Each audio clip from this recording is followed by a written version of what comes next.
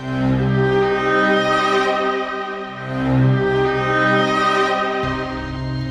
right, I'm going to recap some of our last discussion and establish some terms that we can maybe use in our discussion of very specific examples as we move forward. Broadly speaking, we were talking about Renaissance cosmologies, which is, after all, knowledge about the universe. And we were working with a complete picture of the universe, albeit one that is specifically interested in the relationship between nature and art, with that ape in the middle representing art that apes nature. But we noticed a variety of things about this picture. One thing we did notice that we didn't really talk about is the prevalence of Latin everywhere in that, and that's because Latin is the sort of common language of science or proto-science in this period. It's actually also the common language of diplomacy. It is a very common language, although not really a living language in the way that we think of today, but most educated people spoke some Latin. And we noticed, of course, that the Earth is at the center, and it's got the spheres around it, including the sun, which is just one of those spheres. So what we have here is a Ptolemaic universe. And I say Ptolemaic because that's a reference to Ptolemy, the ancient philosopher who is most associated with this idea, although really it's across the ancient world and it doesn't necessarily tie to Ptolemy, but we call it the Ptolemaic, kind of Earth-centered view of the world. And our modern view, of course, is heliocentric. We put the sun at the center of the solar system, although not the center of the universe. And that's we call that a Copernican system, after Nicholas Copernicus, the 16th century astronomer, who was the first one to make the sort of firm claim that the sun was at the center of the solar system rather than the Earth. And keep in mind that Copernicus did this through observation, right? So he watched what was going on in the heavens, and he realized that there were some things that were difficult to explain with a Ptolemaic system, the way the planets move. If you were in a Ptolemaic system, they should just revolve around you in nice, easy motion, but in fact they have things called retrograde motion, where they'll look like in the sky that look like they're moving one direction, and then they move another direction and back again, and that's because of where we are in the whole solar system. And some theorists were kind of adding all these complicated extra circles and spheres to try to explain that, and Copernicus says, look, we're just looking at this all wrong. We need to admit that the sun is the center of the system and not the Earth. You would think that this is a fairly fundamental and transformative view, and indeed it is, but it doesn't necessarily decenter humanity. After all, this system is deeply anthropocentric. It doesn't really decenter humanity because it takes so long for it to spread. Copernicus, was writing in this early 16th century. For most of the time that, say, Shakespeare is writing, the world should be in a Copernican system, but in fact, most of Shakespeare's cosmology is Ptolemaic in its essence. So it just takes a really long time for these ideas to spread out. It's not a quick process. There are a couple of other ideas that I want to give you, or rather sort of terms that you'll see and that you already see in the reading you've done for today. And that has to do not with the sort of structure or organization of the universe, but for the substances of it as well. So the universe is organized by two qualities: relative heat, right? So hot and cold, and relative moisture, moist and dry. And if you arrange these in a nice little grid like this, you can generate the four elements that you may be aware of already from that. So air, water, fire, and earth as combinations thereof, so that, fire is hot and dry. Okay. I'm going to come back to an image here. This is the image of natural philosophy and where it occurs in this system. And I said, that ideas are changing slowly.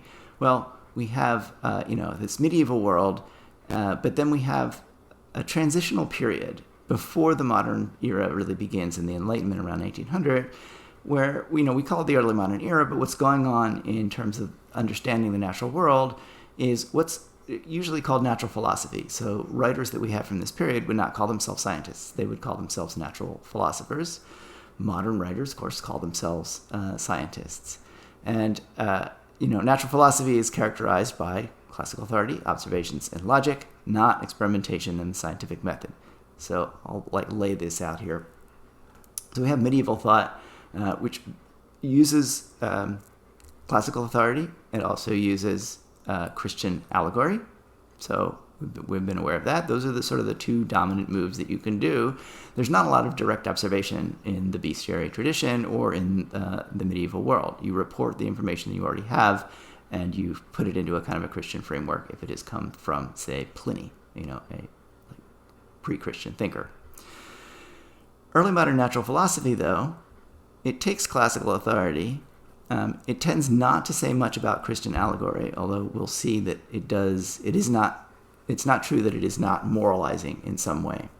And it adds observation and logic. So they are beginning to look at the world. They are beginning to record things, and they are especially beginning to try to think logically about that world. All right. And then, of course, modern science, right, which is, gets rid of classical authority as well as Christian allegory, but preserves observation and logic and adds experimentation. Now, if you're an astronomer, you can't really experiment, but you certainly can use observation. And experimentation is important because it adds that level of the scientific method to the investigations and the observations that are being made. We look at it this way. Experimentation, the basic principle behind an experiment is that it should be repeatable. If you do something one day and it works and it's true, it should be true the next day and the next day and the next day. And in fact, the repeatability of experimentation is kind of key. We don't just take somebody's experiment and the results and say that's true. Other scientists will try to replicate it and to move on from that. If they can't replicate it, there's obviously been a problem somewhere along the line. That means observation itself in modern science is a little bit different. So nature is unified. It is repeatable. It is mathematical. Things can be reduced to mathematical, reduced to numbers and analyzed in that way. And nature is then most obvious in the normal, like what is normally true. So, you're interested in your p-values. You're interested in what is not the outlying case or the extreme case, but you're interested in what is by and large true because we think of nature as being probabilistic and mathematical. Early modern natural philosophy takes logic, but it applies it very, very differently. Nature, however, for the early moderns, is unique. Nature is special. Nature makes sense grammatically. It's like a language rather than a mathematical system. And that means that nature is revealed to the greatest extent in the extraordinary rather than the normal. These are fundamentally different approaches to the world, and I think they really make early modern natural philosophy feel very, very different from modern science.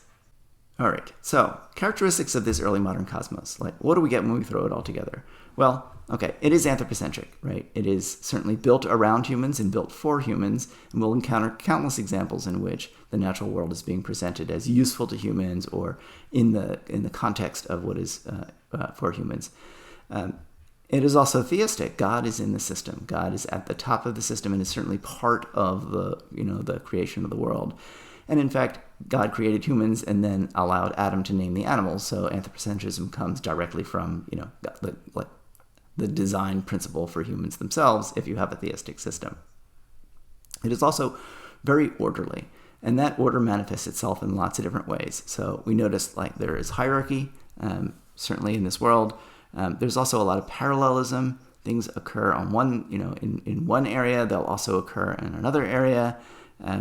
There's also balance. So if something is true in one sense, it has to be balanced by something in another sense. That's another sort of characteristic. And then, of course, overall connections. And we'll have a lot to say about the kinds of connections that tie this world together. But we noticed, at least, for example, in the picture that you had, that there are lines tying the planets to things on Earth. And that's that idea that the planets might influence or control or have some connection, right, with things on Earth, which today, of course, is the idea behind astrology.